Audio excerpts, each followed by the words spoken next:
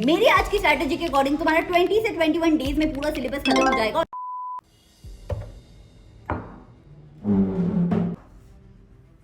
यदि तुम्हारी date sheet और इसके अकॉर्डिंग तुम्हारे पास 45 दिन से भी कम टाइम है बोर्ड एग्जाम्स में। प्री बोर्ड एग्जाम्स का रिजल्ट तुम देख ही चुके हो, तुम्हारे मार्क्स तुम्हें रियलिटी चेक दे ही चुके हैं। Don't get me wrong, consistency तो लानी ही पड़ेगी क्योंकि हमारे पास टाइम वेस्ट करने का कोई टाइम नहीं है, लेकिन कंसिस्टेंसी के साथ चाहिए तुम्हें 100% फोकस और इफेक्टिव स्टडी स्ट्रैटेजीज।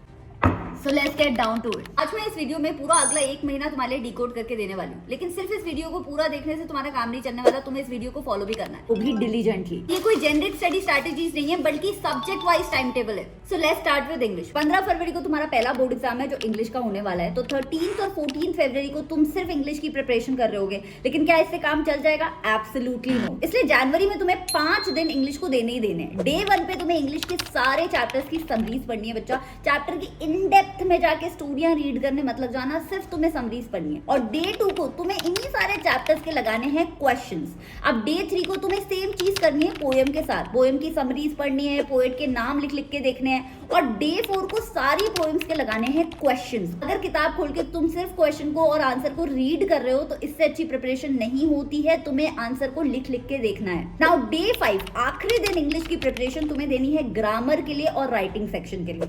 जब तुम राइटिंग सेक्शन कर रहे होगे तुम्हें लेटेस्ट फॉर्मेट को याद करना है एंड एटलीस्ट राइटिंग सेक्शन के 2-2 क्वेश्चंस लगा के देखने हैं। और ग्रामर की बिल्कुल टेंशन मत लेना, इस चैनल पे मैं तुम्हें सीबीएसई क्लास 10 की कंप्लीट ग्रामर की मेंटी क्विज कराने वाली हूँ, जिसमें मैं पिछले 10 साल के सारे प्रीवियस ईयर क्वेश्चंस को कवर करने वाली हूँ। तो 5 दिन के अंदर तुमने इंग्लिश को जनवरी में खत्म कर दिया, 13 और 14 फरवरी को करी उसकी रिविजन। अब चलते हैं अगले एग्जाम पे जो है हमारा साइंस का। इसके लिए हमें मिले हैं 16, 17, 18 और 19 और 4 दिन बहुत ही कम होते हैं क्लास 10 की साइंस को अच्छे से पढ़ के 95 से ऊपर नंबर लाने के लिए। तो इसीलिए जनवरी में तुम्हें साइंस को अच्छे से कंप्लीट करना है और देने इसे 6 दिन। अब इससे पहले कि मैं ये 6 दिन की स्ट्रैटेजी बताऊं, पहले तुम्हें मुझे सच्ची सच्ची बताना है तुम्हें साइंस का कौन सा सब्जेक्ट सबसे ज्यादा डिफिकल्ट लगता है। देखो ज्यादा सोचो मत, tell me the first name that is popping up in your mind. Is it physics? अगर हाँ तो पहले 2 दिन तुम्हें फिजिक्स की प्रिपरेशन करनी है। देखो यार फिजिक्स में सबसे टफ होते हैं रे डायग्राम्स और न्यूमेरिकल्स, यही हमारे सबसे ज्यादा नंबर कटवाते हैं। तो सबसे पहले तुम्हें इन्हीं को करके साइड में करना है। रे डायग्राम्स की एटलीस्ट 2-2, 3-3 बार बना बना के प्रैक्टिस करनी है तुम्हें। रही बात न्यूमेरिकल्स की, तो एनसीईआरटी के न्यूमेरिकल्स तो तुम्हें लगाने ही लगाने हैं, साथ में तुम्हें प्रीवियस ईयर न्यूमेरिकल्स भी लगाने हैं। एंड आई कैन अंडरस्टैंड ये सब मटेरियल इकट्ठा करने में बहुत ज्यादा टाइम वेस्ट हो जाता है, तुम्हारा टाइम वेस्ट ना हो इसलिए मैंने फिजिक्स के चैप्टर वाइज न्यूमेरिकल्स की एक पीडीएफ अपने चैनल पर प्रोवाइड कर दी है। Don't forget to collect it. अच्छा, कई बच्चे मुझसे पूछते हैं मैम पर चैप्टर कितने क्वेश्चंस हम लगाएं कि बोर्ड एग्जाम में अच्छे नंबर आए। So as a thumb rule हर चैप्टर के तुम्हें 30 क्वेश्चंस लगाने हैं और 20 एमसीक्यूज लगाने हैं if you are really serious about scoring more than 95 number in science. Now अगले 2 दिन तुम्हें केमिस्ट्री उठानी है। केमिस्ट्री के ना हर चैप्टर के कुछ ऐसे टॉपिक्स होते हैं जो बार बार हर साल रिपीट होते हैं। For example carbon and compounds के ये वाले टॉपिक्स और एसिड बेसिस एंड सॉल्ट के ये वाले टॉपिक्स। तो चैप्टर वाइज इन टॉपिक्स की लिस्ट मैंने डिस्क्रिप्शन बॉक्स में डाल दी है, ले लेना वहां से। सबसे पहले इन टॉपिक्स पे तुम्हें ध्यान देना और ज्यादा ध्यान देना क्योंकि इस साल भी बोर्ड एग्जाम्स में ये टॉपिक आएंगे ही आएंगे। एक बार तुम इस टॉपिक की रीडिंग लगा लो और अच्छे से अंडरस्टैंडिंग बना लो, तब लगाने तुम्हें एनसीईआरटी के केमिस्ट्री के क्वेश्चंस और उसके साथ साथ प्रीवियस ईयर ऐसे क्वेश्चंस जो पिछले 10 साल में 2 या 3 बार रिपीट हो चुके हैं, इनकी सबसे ज्यादा पॉसिबिलिटी होती है बोर्ड एग्जाम में आने की। अब अगेन तुम्हारा टाइम वेस्ट ना हो इसलिए मैंने केमिस्ट्री और बायोलॉजी के मोस्ट रिपीटेड पीवाईक्यूज की पीडीएफ भी डिस्क्रिप्शन बॉक्स में डाल दी है। बाय द वे ये लेक्चर भी लिया था, चाहो तो ये वाला लेक्चर भी देख सकते हो। अब इस पीडीएफ का रट्टा नहीं मारना है, इन क्वेश्चंस को खुद से सॉल्व करके देखना और फिर आंसर से मैच करना है। लास्ट के 2 दिन में तुम्हें बायोलॉजी को निपटाना है। बायोलॉजी के डायग्राम्स हमारे लिए बहुत इंपॉर्टेंट होते हैं, तो डायग्राम की ऐसी प्रैक्टिस करो कि कम टाइम में डायग्राम बन भी जाए, लेबलिंग भी अच्छी हो और नंबर भी पूरे मिल जाए। इसके बाद बायोलॉजी के एक्सपेरिमेंट बेस्ड क्वेश्चन हमारे बहुत नंबर कटवाते हैं, तो उसकी भी हमें प्रैक्टिस कर लेनी है। और इसके बाद तुम्हें देखनी है साइंस की मेरी ये वाली क्लास जिसमें मैंने कराए हैं 100 से ऊपर MCQs of class 10 full science. और इसके बाद भी अगर तुम्हारा साइंस में कोई भी डाउट होता है then you can reach me out on sociallyshubham@gmail.com within 48 hours I will solve your doubt. Now next exam is of Sanskrit जो 22 फरवरी को है। जिन बच्चों के पास संस्कृत है उन्हें ऑलरेडी समझ आ रखा होगा कि इस एग्जाम में तुम्हें मिली है सिर्फ 1 दिन की preparatory holidays which is very less for a class 10 board exam subject. इसलिए जनवरी के महीने में तुम्हें मैथ्स और साइंस के चक्कर में संस्कृत को लाइट नहीं लेना है क्योंकि संस्कृत कटाने वाली इस साल तुम्हारे नंबर। तो इसीलिए जनवरी के महीने में तुम्हें देने हैं संस्कृत को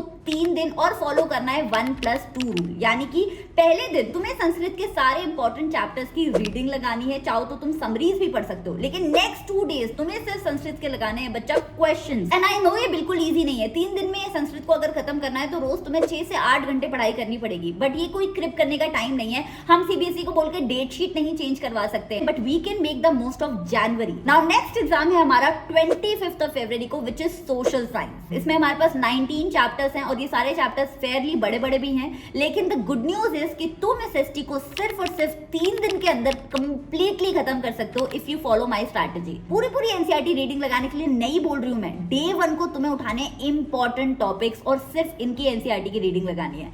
ये again chapter wise important topics की लिस्ट में डिस्क्रिप्शन में डाल चुकी हूं।